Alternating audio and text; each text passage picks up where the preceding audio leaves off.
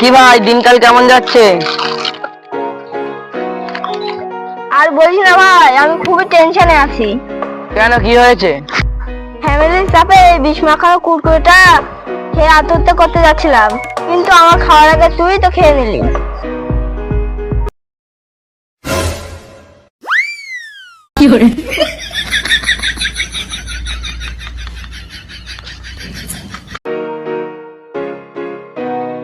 কি ভাই, দিনকাল কেমন যাচ্ছে? আর বলিস না ভাই, আমি খুবই টেনশনে আছি। কেন, কি হয়েছে? ফ্যামিলির চাপে এই বিষ মাখানো কুরকুরেটা খেয়ে আত্মহত্যা করতে যাচ্ছিলাম, কিন্তু আমার খাওয়ার আগে তুই তো খেয়ে নিলি।